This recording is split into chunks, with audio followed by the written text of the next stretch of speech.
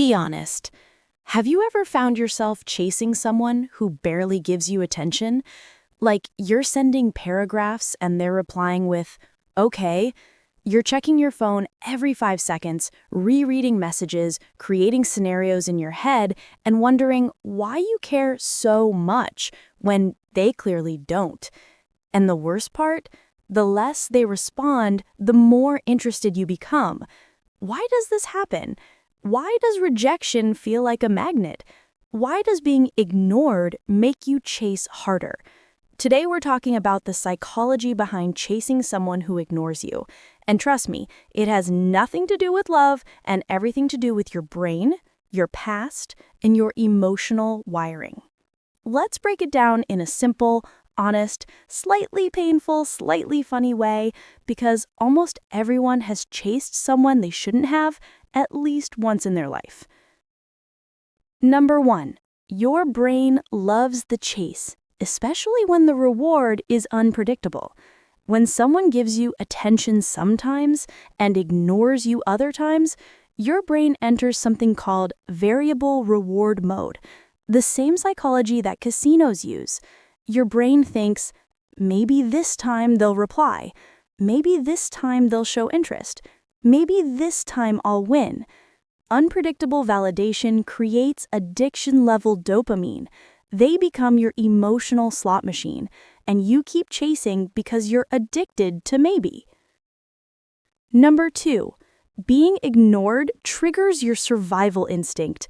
When you're ignored, your brain doesn't think, they're busy. It thinks, I'm losing connection, I'm losing safety.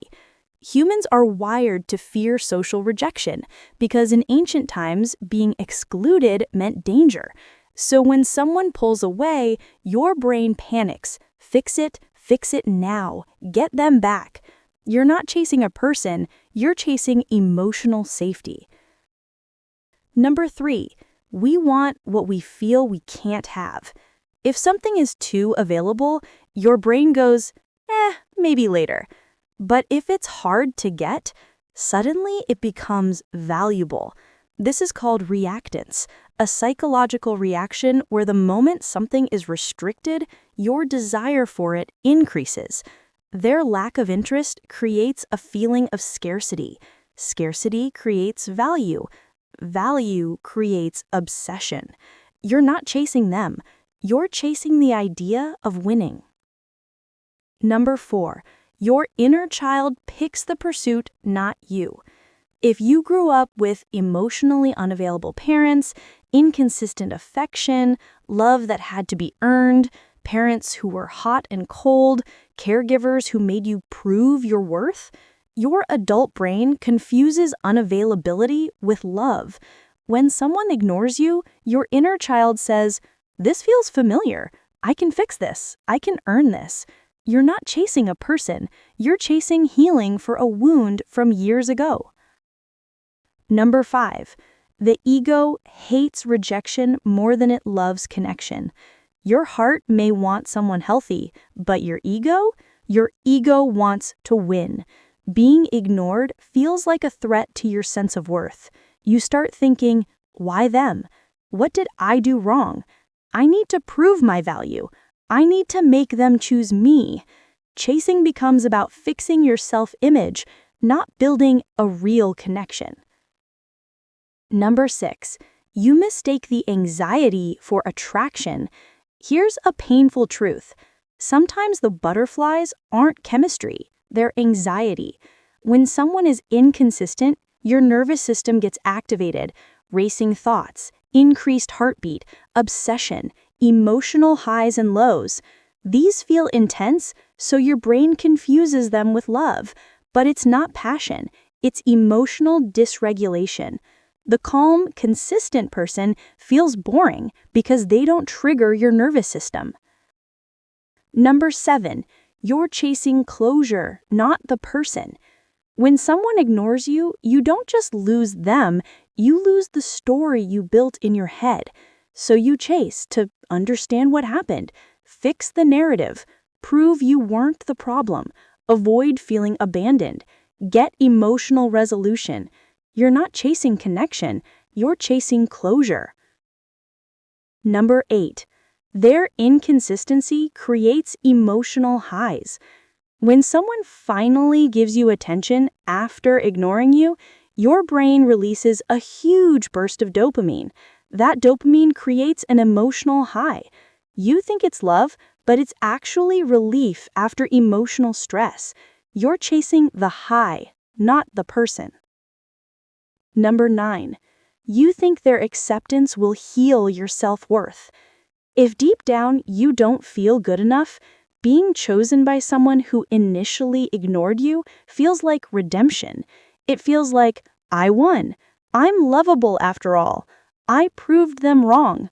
I'm worthy now. But this is a trap. Someone else's validation cannot heal self-worth. It only temporarily numbs the wound. Number 10. You're addicted to the fantasy, not the reality. Let's be honest. The person you're chasing, you're not in love with them. You're in love with their potential, the story in your head, the version of them you imagined, the idea of being chosen, the emotional thrill of uncertainty, the hope that they'll change. You're chasing a fantasy that your brain created to fill an emotional gap. So why do you chase someone who ignores you? Because your brain is wired to crave unpredictability, fear rejection, repeat childhood patterns, confuse anxiety with attraction, protect your ego, seek closure, chase emotional highs, cling to illusions, find meaning in struggle. It's not about them. It's about you, your wounds, your fears, your patterns. Here's the truth. You don't chase someone because they're special.